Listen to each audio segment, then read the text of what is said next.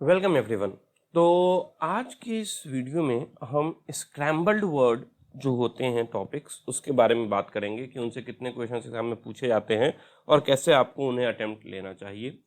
तो अगर मैं वेटेज की बात करूं इस टॉपिक की, तो अगर मैं यहाँ पे प्रीवियस ईयर क्वेश्चंस की बात करूं तो ईयर 2015 से लेके 2021 यानी लास्ट 7 ईयर्स में आप देख सकते हैं इस टॉपिक से आपको 11 क्वेश्चन पूछे गए हैं क्लर्क प्री में, 8 क्वेश्चन पूछे गए हैं क्लर्क मेंस में, 8 क्वेश्चन पूछे गए हैं पीओ प्री में और 1 क्वेश्चन पूछा गया है पीओ मेंस में।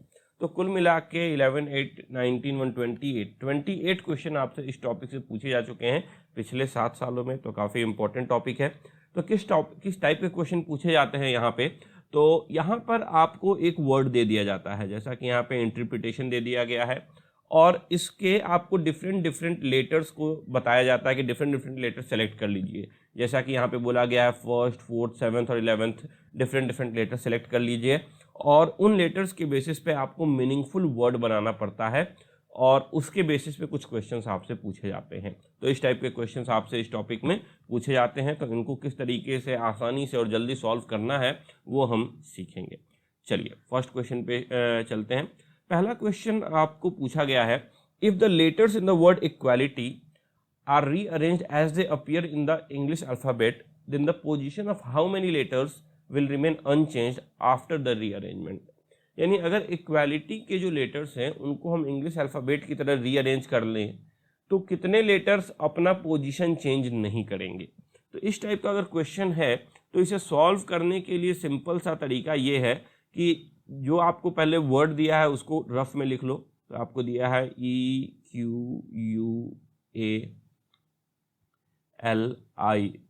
इक्वालिटी दिया है। अब इसके जो लेटर्स हैं उनको आप उसके जस्ट नीचे लिख लो।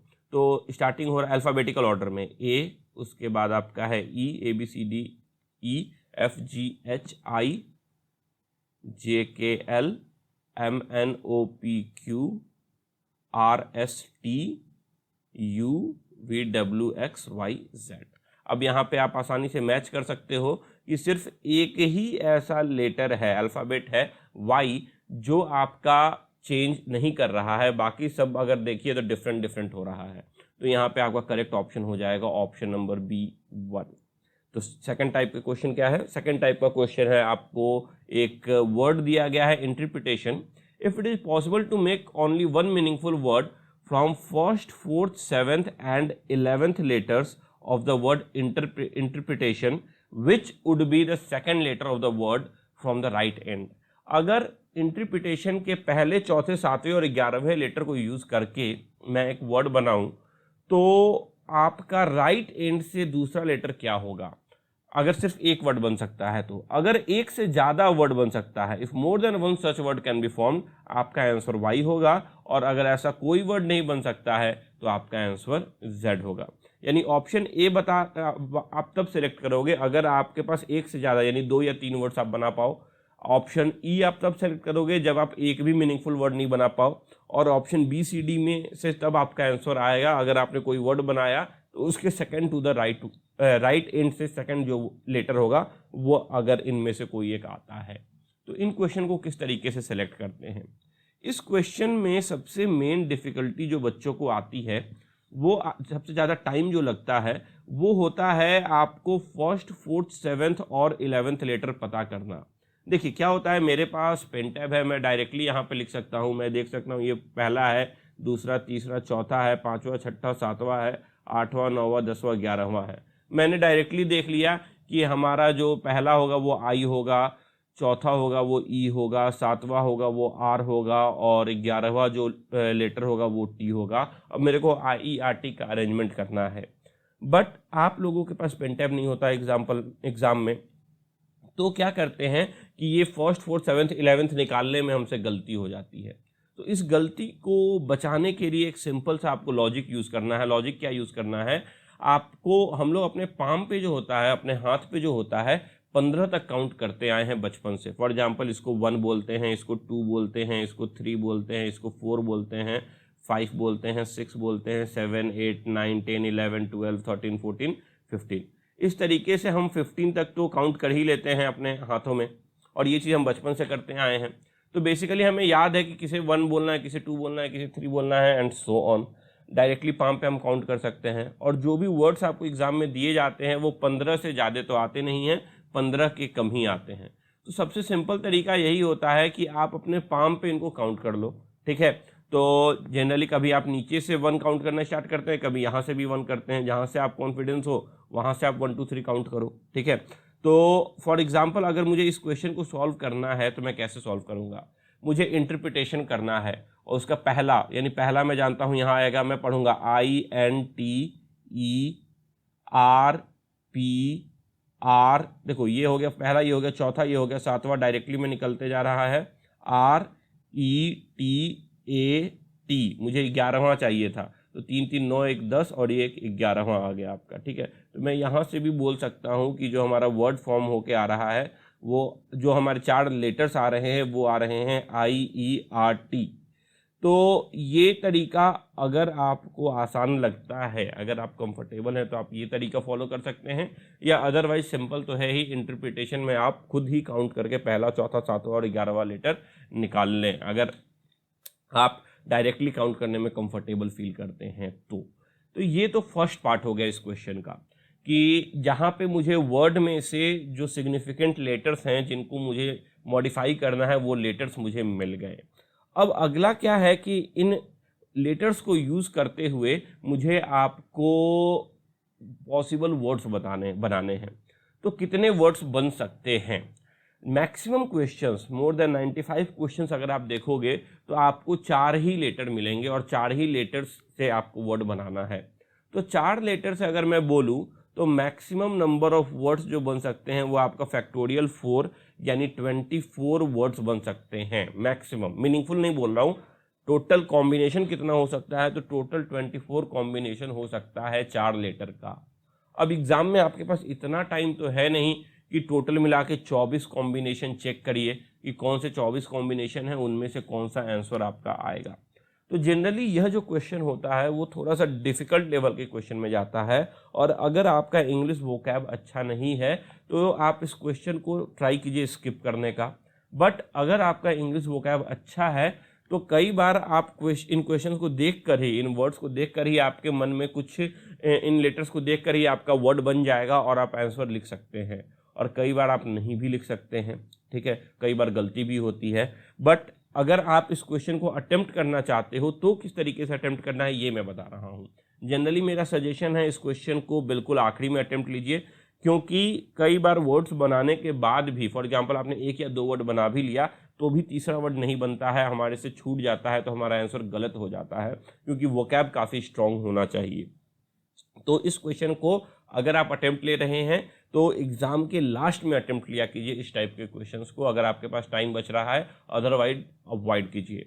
अब मान लीजिए आप इस क्वेश्चन को अटेम्प्ट ले रहे हो, आपने मन बना लिया मेरे पास टाइम है और मेरे को अटेम्प्ट लेना ही लेना है, और आपने ये निकाल लिया है कि आपको जो 4 अल्फ़ाबेट है वो IERT है, और अभी मैंने आपको बताया कि 4 का कॉम्बिनेशन है तो मैक्सिमम 24 कॉम्बिनेशन बन सकते हैं। तो किस तरीके से श्योर हों कि हम जो कॉम्बिनेशन लिख रहे हैं वो सही होने वाला है या गलत होने वाला है, तो कुछ मैं शॉर्टकट टेक्निक्स आपको बता रहा हूँ। तो ये आप खासकर मेंस के एग्जाम में 1-1 नंबर इंपॉर्टेंट होता है, वहाँ पे ये क्वेश्चन जो पूछे जाते हैं तब आप इन्हें यूज़ कर सकते हो। तो क्या आपको करना है, I लिख लेना है और T लिख लेना है। तो मैंने क्या किया, फर्स्ट और लास्ट इन दोनों को मैंने फिक्स कर लिया, I और T, ठीक है। अब I के साथ एक बार T फिक्स किया, एक बार I के साथ E फिक्स किया और एक बार I के साथ R फिक्स किया। यानी क्या किया, पहले के करस्पॉन्डिंग में बाकी तीनों को मैंने फिक्स कर लिया। उसके बाद ये मैं एक कॉम्बिनेशन बना रहा हूँ, इसके बाद मैं क्या कर रहा हूँ, दूसरा कॉम्बिनेशन मैं बना रहा हूँ E के साथ। अब E के साथ क्योंकि I मैं यहाँ फिक्स कर चुका हूँ तो बस मुझे 2 ही बनेगा, E के साथ एक बार R फिक्स होगा और एक बार E के साथ मेरा T फिक्स होगा, ये भी मैंने फिक्स कर दिया। तो 3 और 2 5 कॉम्बिनेशन अभी तक मैं फिक्स कर चुका हूँ। इसके बाद R के साथ मुझे फिक्स करना है, तो R के साथ मैं सिर्फ आपका T फिक्स कर पाऊंगा, क्यों, क्योंकि बाकी सब तो आगे यूज हो चुके हैं। तो जो 24 कॉम्बिनेशन बन सकते हैं उसको मैंने यहाँ पे रिड्यूस कर दिया है 6 कॉम्बिनेशन में। अब देखते हैं इन 6 से मैं उन 24 का पता कैसे लगा सकता हूँ। तो जरा उसकी कोशिश करते हैं। अब आई और टी फर्स्ट और लास्ट हमने फिक्स कर लिया, बीच का मैं मॉडिफाई कर सकता हूं, तो कौन कौन सा हो सकता है? आई और टी फिक्स कर लिया तो ई और आर कर सकते हैं। तो जरा देखिए ई और आर में लिखता हूं, क्या आई ई आर टी कोई वर्ड है? जी नहीं। क्या टी आर ई आई कोई वर्ड है क्या? जी नहीं। अब आप इसको रिवर्स भी तो कर सकते हो, आई आर ई टी, क्या आई आर ई टी कोई वर्ड है? जी नहीं। क्या टी ई आर आई को कोई वर्ड है? जी नहीं। यानी ये जो मैंने चार कॉम्बिनेशन यहाँ देख लिए, ये चारों के चारों गलत हैं। इसके बाद आगे चलते हैं। आगे मैं आई और ई को एंड पे फिक्स किया है, तो बीच में मैं क्या लिखूंगा? बीच में मैं लिख सकता हूँ आर और टी। तो लिखते हैं, चलिए आर लिखा और टी लिखा। क्या आई आर टी कोई वर्ड है? जी नहीं। क्या ई या टी आर आई कोई वर्ड है? जी नहीं। क्या आई टी आर ई कोई वर्ड है? जी नहीं। क्या ई आर टी आई कोई वर्ड है? जी नहीं। तो मैं ये कहूँगा ये चार भी जो है वो हमारे गलत है। यानी ये 8 वर्ड मैंने अभी तक चेक कर लिया है, ये आठों के आठों गलत है। अब मैंने आई और आर फिक्स किया, तो बीच में क्या बचा? ई और टी। तो ई और टी में लिखते हैं, सबसे पहले ई और टी लिखा। क्या आई ई टी आर कोई वर्ड है? जी नहीं। क्या आर टी ई आई कोई वर्ड है? जी नहीं। क्या आई टी ई आर कोई वर्ड है? जी नहीं। क्या आर ई टी आई कोई वर्ड है? जी नहीं, ये भी कोई वर्ड नहीं है। तो यहाँ भी 4 वर्ड गलत हो गए। तो 12 के 12 वर्ड जो आई और टी के एंड में बनते वो मैंने क्रॉस चेक कर लिया कि ये 12 तो मीनिंगफुल इंग्लिश वर्ड नहीं है। अब चलते हैं ई की तरफ। ई और आर के बीच में, मैं देखूँ तो मुझे आई और टी बैठाना है। आई और टी बैठाया। क्या आर टी आई कोई वर्ड है? जी नहीं। क्या ई आई टी आर कोई वर्ड है? जी नहीं। मगर अगर मैं टी आई बैठाता हूँ यहाँ पे, क्या are I T E right word है? जरा देखिए, जी हाँ, राइट्स एंड रिचुअल्स आपने पढ़ा होगा, राइट आपका एक वर्ड बन जाता है। तो एक वर्ड हमारा निकल गया आर आई टी ई, यानी यहाँ से हमारे पास एक वर्ड बन के आ चुका है आर आई टी ई, जब मैंने इधर से पढ़ा। ठीक है, अब नेक्स्ट देखते हैं टी और ई के बीच में। अगर मैं टी और ई के बीच में देखूंगा तो ई और टी यूज़ किया तो आर और आई बचा है, तो मैं लिखता हूँ ई आर आई टी कोई वर्ड है? जी नहीं। मगर क्या T I R E tyre कोई वर्ड है? देखिए जरा, टी आई आर ई, जी हाँ, टायर मतलब थक जाना, ये एक वर्ड है। तो अब यहाँ पे मैं देख रहा हूँ कि मेरे पास एक से ज़्यादा यानी 2 मीनिंगफुल इंग्लिश वर्ड बन चुके हैं। अब जैसे ही मेरे पास 2 मीनिंगफुल वर्ड बन चुके हैं तो मेरा option number B C D और ई तो गलत हो गया। क्यों? ई मुझे तब ऑप्शन लगाना था अगर ऐसा कोई वर्ड नहीं बन सकता। मेरे पास 2 बन गए हैं तो ई गलत हो गया। और बी सी डी मेरा तब ऑप्शन होता अगर सिर्फ एक ही वर्ड बनता, तो उसका second to the right end से सेकंड वर्ड में बताता। अब क्योंकि मोर देन 2 वर्ड्स बन चुके हैं तो मुझे आगे चेक करने की जरूरत नहीं है, मैं यहीं पे कह सकता हूं मेरा करेक्ट ऑप्शन नंबर ए है, Y, that is more than 1 such words can be formed. एक से ज्यादा ऐसे वर्ड बन सकते हैं। तो ये प्रॉपर तरीका है इस टाइप के क्वेश्चन को सॉल्व करने के लिए, जहां पे आपको बेसिकली 24 के 24 जो वेरिएशन है वो आप चेक कर सकते हो 6 वेरिएशन में रिड्यूस करके। फिर से बोल रहा हूं, प्री लेवल में इन टाइप के क्वेश्चंस को अटेम्प्ट करने की कोई ज़रूरत नहीं है। अगर डायरेक्टली आपको दिख रहा है अल्फ़ाबेट्स और डायरेक्टली आपको वर्ड बन जा रहा है आपके माइंड में ही, तो आप डायरेक्टली अटेम्प्ट ले सकते हो। अदरवाइज इनको बिल्कुल लास्ट के लिए बचा के रखिए, शुरू में इन पे टाइम वेस्ट करने की गलती न करें। चलिए आगे चलते हैं। मगर मेंस के लिए काफ़ी इंपॉर्टेंट क्वेश्चंस हो जाते हैं, क्योंकि मेंस में एक मार्क्स काफ़ी इंपॉर्टेंट होता है। तो एक और क्वेश्चन कर लेते हैं। ये क्वेश्चन आपका मेंस का ही है। पूछा गया है, if it is possible to make only one meaningful word with the first, third, fourth and fifth letter of the violence using each letter only once, which of the following will be the first letter of that word? अगर सिर्फ एक बनाया जाएगा तो पहला letter आपको बताना है, उसका पहला लेटर क्या बनेगा। If only 2 such words can be formed, अगर 2 ऐसे बना पा रहे हो तो आपको आंसर P देना है। If only 4 such words can be formed, अगर ऐसे 4 बना पा रहे हो तो आपका आंसर Y देना है। और अगर ऐसा कोई भी नहीं, if no such words can be formed, then your answer is X। यानी यहाँ पे आपको क्वेश्चन थोड़ा सा ज़्यादा टफ बनाया है। इसमें ऐसा नहीं है कि एक से ज़्यादा बन गया तो आप आंसर बोल दोगे कि यही ऑप्शन है, बाकी सारे गलत हो गए।